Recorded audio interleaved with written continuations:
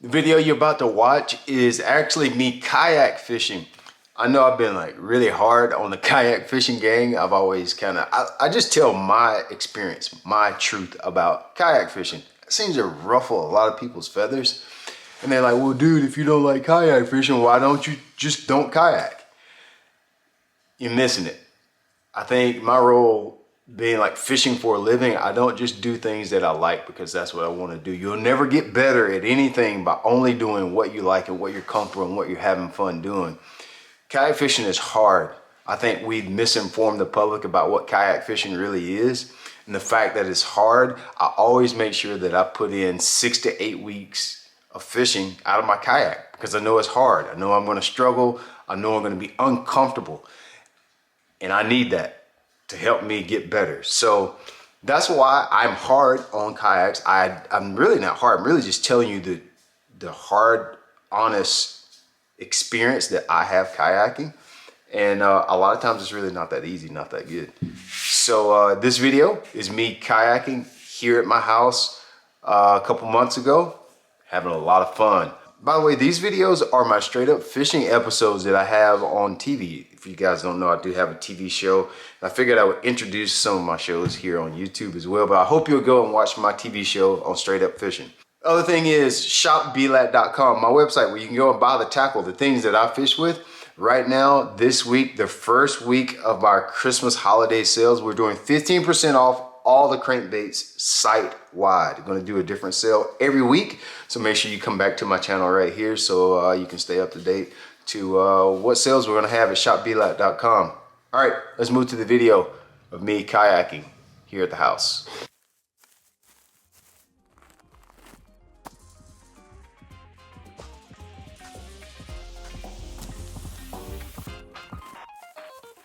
Today where we're fishing at, this is right, when I say right by my house, literally, I don't know if you could walk there. You probably could walk there, but I'd rather not.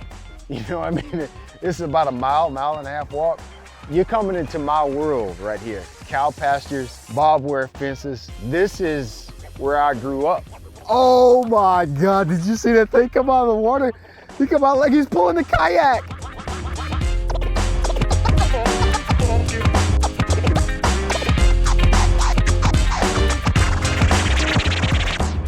This would be straight up fishing farm pond edition.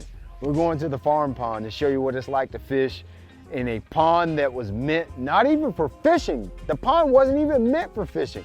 It was meant to water the crops and meant for the cows to come down and have something to drink.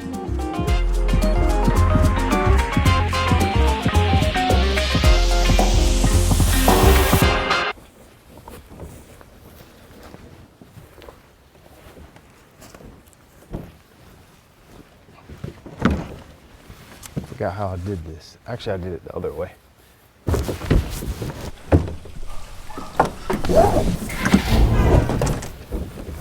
Isn't this beautiful? This is like it just has a smell in the air. You got the cow patties, the dog fennel, whatever kind of tree that is.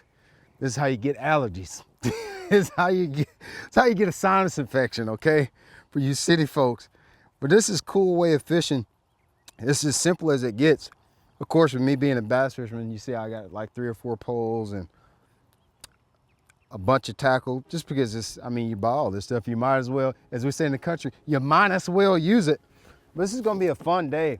We got about a 5-acre pond right here that we're gonna try to catch a few fish out of. What I like about this pond is loaded with fish, okay? I don't know if we're gonna catch brim, crappie, a 10-pound bass, or all 12-inch bass today. Because it definitely has its share of little small fish in here, but I've seen some giants caught out of here. There is for sure at least a 12-pound bass in this pond because I've seen them. My buddies have caught them out of here. I haven't experienced it, but maybe you will today. I don't know.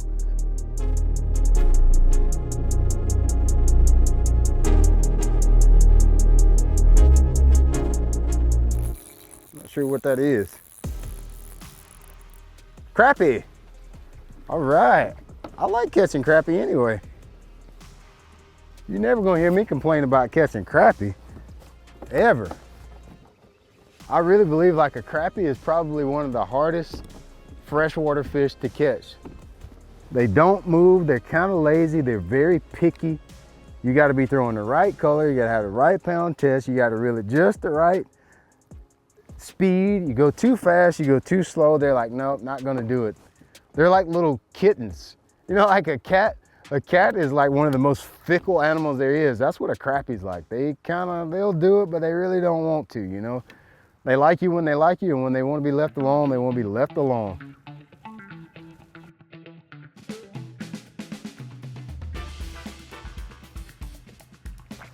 He's like, man, I ain't never been released.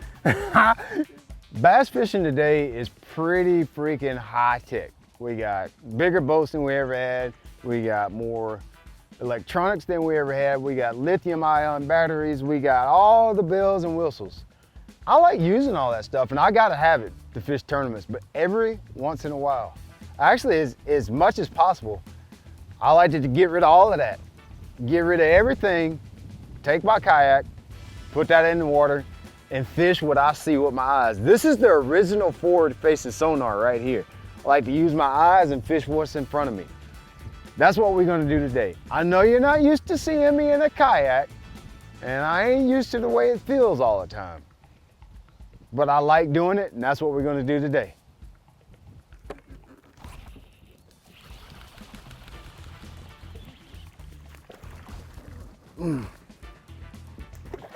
Oh man, look at that. He's got the freaking thing.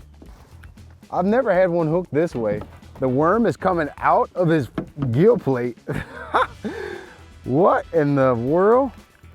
Look at it. Well, it came back out. That's a little post-spawn bass. I think he was spawning out there on that stump. I caught that one on the SMH worm. Now this is an old school setup right here. So back in the day, this is before we knew what a wacky rig was. In my generation, we didn't have wacky rigs. We didn't have Senkos. We threw what we call the split shot. And so what I'm doing, this pond is real shallow out here. There's a lot of shallow flats and some like snotty grass. And it's a setup that you can use with a little worm and cast it around at dark spots and stumps and just let it settle and catch some of these fish like this. All right, let him go. Super simple setup though. This is what you do. You just take a normal offset worm hook, like a 4/5 hook. You want a pretty heavy hook. But then what you do is you take a barrel swivel. And this is what we use for our weight to actually get that guy down. You know, a lot of times you use a barrel swivel so you don't get line twists, but you kind of use that for a weight. That's just the way we did it back in the day. We put a creature bait on it like a lizard. I actually was fishing a lizard, but I kept getting short strikes, so I switched to this straight tail worm. This is a Z-Man SMH worm and June bug, and you just cast it around. And see, like we didn't have a Senko back in the day. We had a floating worm. That was our Senko. And that's basically what you're doing, but you're using the hook, the heavy hook, and you're using the barrel swivel to get that worm down in the water column. Old school stuff. Y'all young folks ain't never heard of this, and this is straight old school stuff here. It's a fun way to fish though. I've caught a lot of fish this way and some big ones fishing just like this. The biggest difference you're gonna notice when you're moved from a boat, any kind of boat, I don't care if you're talking about a bay boat, I don't care if you're talking about a bass boat, even a John boat, the biggest thing you're gonna notice, when you sit down in that kayak, I'm gonna give a number, 95% not in control. You're just like a kite in the wind. You ever seen a balloon? When people let a balloon loose and it flies in the air? That's what it's like fishing out of kayak. All my kayaking buddies, they always tell me, oh, you gotta get your kayak set up right and you gotta put this on it. Power poles help, a pedal kayak helps, but you're still at the mercy of the wind, the current. It's a totally different experience than fishing out of a boat. Even when you catch a fish, when you catch a fish in a kayak, it pulls you along just like you're just a little rag doll. Call that one. Called it, baby. Called it. Totally called that one. I was like, look at that. I was like, dude, you get by those duck boxes? I knew it was gonna be one. They always get by those duck box posts. I have no idea why. Always seem to hold a fish. I had to belly scoop that, you know what I'm saying? What is better than a visual chatterbait bite? Let me go ahead and answer it. Nothing. Nothing's better than a visual chatterbait bite.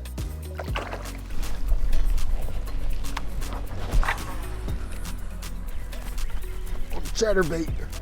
Whoa. Dude, did you see him come out of the water? Whoa. Dude, that's a pretty good one. Oh my God, did you see that thing come out of the water? He come out like he's pulling the kayak. Bro, he's pulling the freaking kayak. Oh God, look at it. Oh, again. He did it again. All right, let's see. Here's the hard part, is always landing them. I got on fairly light line because I was fishing that finesse worm. I only got one bait caster on the boat. I got him. I got him. Dude, did you see that thing jump? You see him jump? He goes, boom. Got the chatterbait mini max choke to the gills. I'm talking about straight choked. Now the original chatterbait and even the jackhammer and all the other derivatives of the chatterbait are pretty aggressive baits. When you throw them out, you can see your rod tip dance a lot. The chatterbait mini max is just a compact version, so it's a smaller profile, smaller hook, smaller blade, so it's got a little bit tighter wobble, so it's not nearly as aggressive. So I want to take that guy for a spin. It looks good in the pack, it sounds good in concept, but I've actually never got to put it to work for a full day of fishing. We're going to give it a spin today and see how good it works. Go on now. Oh, he just eased off. He tried to be cool with the swim off. He talking about some, did y'all see him swim off with that? He did. He hit me with the Stevie Wonder. I thought he was going to give me a splash like Jimmy Houston used to do. But this is what I'm fishing right here, the chatterbait mini max. I noticed that a lot of these fish today were feeding on brim. You could see them pushing around, and I also saw some brim today. So this is just I think that color is actually called breaking brim. And I took one of the goats, put that on the back of there, got a little gold blade for some flash. Come on, baby. Y'all seen the fish I'm catching out here. It's gonna be a good day. I better make sure I got that clasped on there real good, because if I got a few more in here like that, it's gonna be pretty exciting. This chatterbait's good to fish in a place like this too, because you can see this flat's really shallow. Really the whole pond's shallow. And you can keep it up high. You can almost wake it, like where you can see the bait come back to the boat. But at the same time, I can let the bait sink down. If I get around some deeper channels and places where there's a little bit more water, I can let the bait sink down. But right now, they're coming up on it like rockets, baby. There it is. Whoa, good grief. Bro, what is this, number 23? 23, 24. You gonna be Kobe or Jordan, bro? Put it in reverse, Terry. Get away from my little hot spot here. No, I had him, but I didn't have him. Oh my God. That's what I'm talking about. I like when they do the acrobatic leap like that. That's always fun. Never gets old, dude. Let's get back in there and catch another one. You can see there's a little bit of a shade line right here. And especially in the middle of the day like it is, the sun's kind of gotten up high. There's two things that happens when you got overhanging trees like that. Y'all saw me check him. Hey, when you got overhanging trees like that, there's a couple things going on. Of course, the bass feels safe there because that shade makes him feel like he's a little bit hid. He's a predator. He likes to get behind things and attack his prey. The other thing is there's all types of bugs and wasps and a lot of things that are going on that are bringing in the panfish. And if you got panfish, guess what else you got? They don't call them a big mouth bass for no reason. They got that big mouth so they can eat the big perch and they can eat brim and they can eat the sunfish and crappie. That's why they got that big mouth. So they set behind in those bushes in the shade lines, and they attack whatever comes and gets in their way. Big mouth gonna take care of it.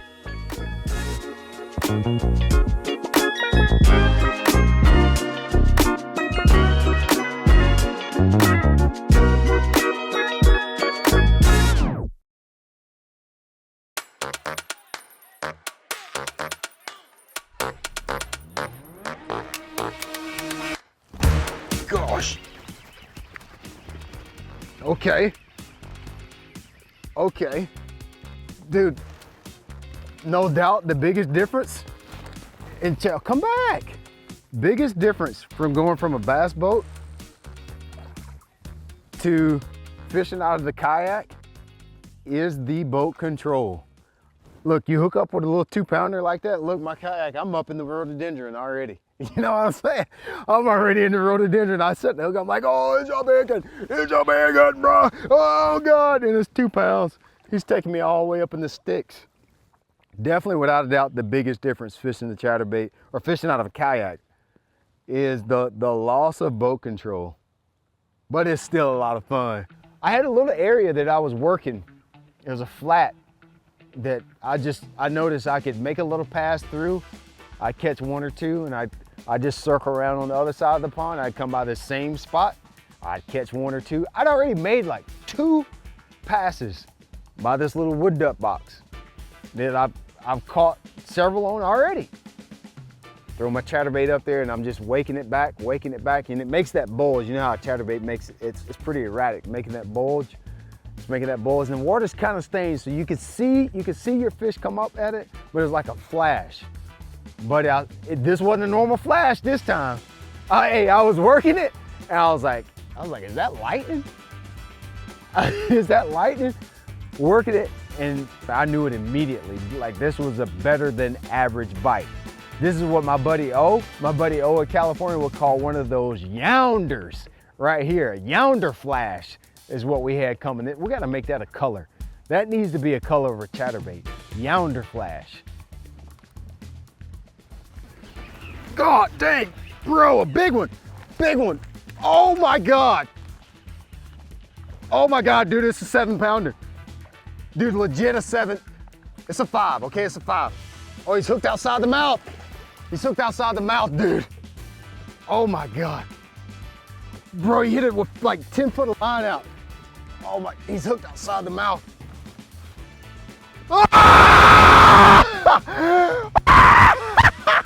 Bro! Dude, that's legit.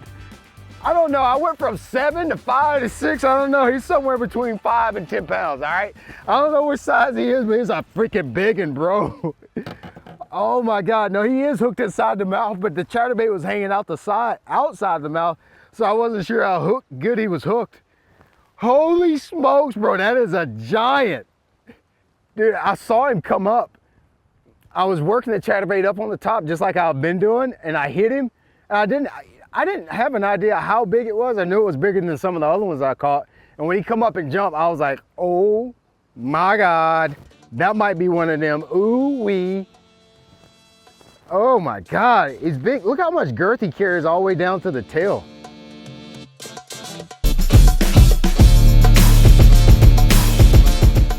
Knowing what the fish are feeding on is almost as important as anything you'll ever have to know when you're fishing. As soon as I noticed that those fish were feeding on brim, I knew to target the flat sides of the pond. Anywhere that the water was, let's just say waist deep. No deeper than that. I didn't want to go anywhere where it was a sharp, steep drop off, because if they're feeding on brim, where do brim spawn at? Where do brim like to hang out? That's where you want to throw your chatterbait.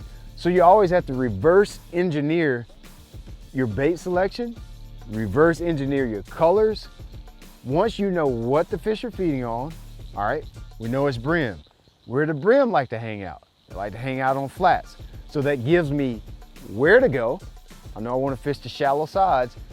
And then it also teaches me what baits to throw. What would mimic a brim? A chatterbait. Well, what colors? Something black, brown, blue, orange, green pumpkin. That mimics a brim. So you see how once you start reversing, you think about what the fish are doing and what they're feeding on, then it pretty much answers the question for you, where to go and what baits to use. That's a giant, bro. Okay, he's not that big, okay? He just locked it so good that I couldn't help but think. I just couldn't help but think, you know what I'm saying? Okay, he's not that big. Don't laugh at me. Don't laugh at me about this. He's the exact same size as the rest of them. But sometimes you can scream and make them a little bit bigger. Okay, you're getting me wet. He's getting me wet.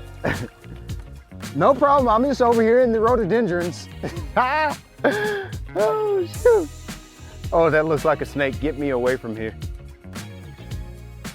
Hey, did y'all see me lock him? No. Hey, did you see me lock him down? Oh, there's a chatterbait up there. There's two things I think that chatterbait is replicating right now. I think it could look like a crappie. I think the crappie are spawning right now. And of course we know that bass love to eat brim. Have you ever thought about this? How does a bass digest a whole brim, just whole? Imagine just swallowing the brim. We got teeth. I wonder what it's like for them to swallow a whole brim or a crappie, just knock down on him like that. I was like, yeah, I'm just gonna let my intestines take care of the rest of it. That's gotta hurt. You wanna talk about heartburn the next day? Bro, I would not want to be a bass having to swallow all that spiny stuff. That would have to suck. I would imagine that is not a pleasurable experience to have to swallow a brim whole. Matter of fact, a chatterbait may be a little bit softer. A Elastic's a little bit softer than a brim now that I think about it. I gotta admit, I'm getting used to this. I've been really hard on, if you've watched my YouTube channel, I've been kind of hard on the kayaking crowd. And I know that's kind of a sensitive group. They don't want you talking about them. I'm starting to like kayak fishing a little bit. Don't tell too many people that. I'm not getting rid of my bass boat. Gas can be $22 a gallon. I ain't getting rid of my bass boat. But I'm starting to get to the place where I see places and I think about putting my kayak in it. Or I look forward to the off season where I can spend more time in my kayak fishing. Because if I can catch fish like this more often, who wouldn't be a happier person? It's like therapy to a certain degree. Like, this is a cool way to catch fish. What we got this time? Panfish Friday, right? That's a piece of grass. That was definitely a fish on there at some point though. Did you see? Oh God, I'm sorry about that, guys. Oh, chucks. Oh, rats.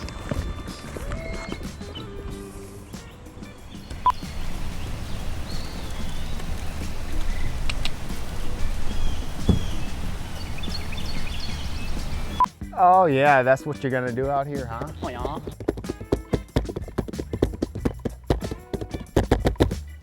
Ah! Just, oh, what was that? Got a little buggage there. Uh-oh, she wants to play now. The dog was clutch.